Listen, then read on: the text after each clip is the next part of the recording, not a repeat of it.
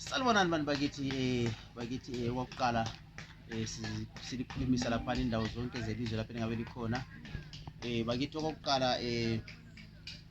sikhulumisana ngesehlakalo esisiveleleyo bakithi kuma Cray Super Sounds ngemva kokuthiwa nguSotsha iBig Dara uMadala laphana ku bass guitar.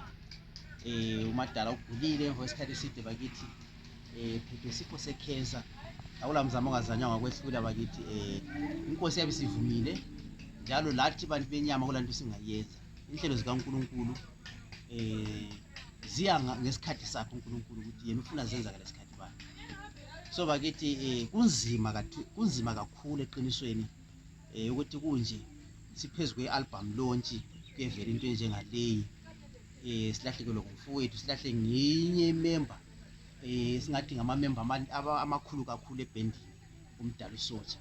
So bakithi uMdala uSotsha amalungiselelo omngcwabo ayenzelwa koBulawayo eNkulumane 12 ku-stand number 15172 eNkulumane lapha. So bakithi siyacela ukuthi abangabe befisa ukuyakhulumisa umngcwabo khona ngale eNkulumane 12 koBulawayo. Then-ke besilenhlelo zethu lathi abantu benyama ebezivele zifakiwe ukuthi khona mhla ka-8 kule album launch elikaMagwaza neleSimzezwana. Kodwa-ke ngiyazi ukuthi sokuvele lokhu ababalandeli balokhu bebuza bayadidekela uma bazayenza njani, kuzayenziwa njani.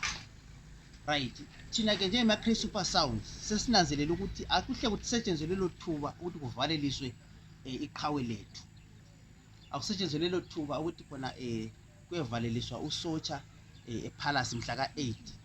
Yikho lapho esizabe simethulela ingwane simhloniphe ukugcina njalo lali lisizwa imisebenzi yakhe yokugcina ku-album leli likhona ethi Indoda ye-Umbrella. So mhla ka-8 indlela kayiye ePalace zabe zikhona iSimzezwane, yabe khona uMagwaza lema-Cray Super Sounds belontsha ama-albums abo amatsha, njalo kungasokulontsha sokuyikuhlonipha kokugcina umdala wethu uSotsha.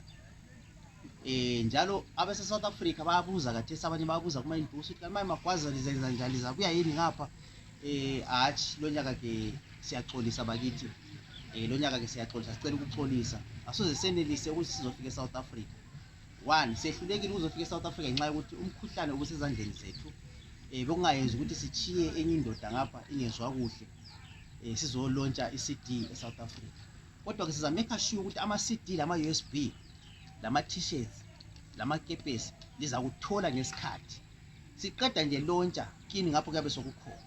Then kulala abantu abafuna ukusapota ingoma, ama-supporters ethu vele silawo, esingathi khona ngama-promoters, esingathi ngama-supporters aladluleleyo abakwazi ukuthenga ingoma.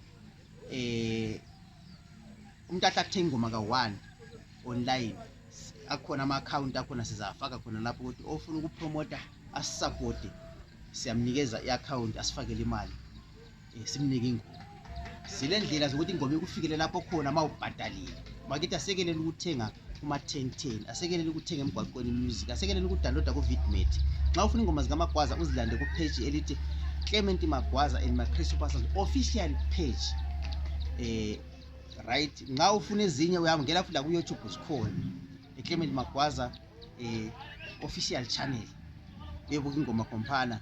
Bakithi asisupporteni umculo kaMagwaza. Ngokunjalo-ke bakithi sizahlangana-ke mhla ka-8 ePalace kuleSimzezwane kulo Magwaza and many more, meaning ukuthi bakhona abanye abazabuya bezosupporta. Sivalelise okugcina iqhawe lethu ngalawo amabili amathathu bakithi. Ngithi singakhohlwa njalo ukuthi sisalungiselela umsebenzi wokuyabeka iqhawe lethu. Akhona ama-links lapha afakiwe emagrupini, asincedeni bakithi siphosele konke silakho ngoba akula msebenzi ohamba ungelamali phakathi. So konke lokhu sikuchiya kini balandeli bomculo weRumba, balandeli bakaMagwaza, ukuthi bakithi asihlanganeni njalo singakhohlwa mhla ka-8 sizovalisa iqhawe lethu okugcina. Ngiyabonga.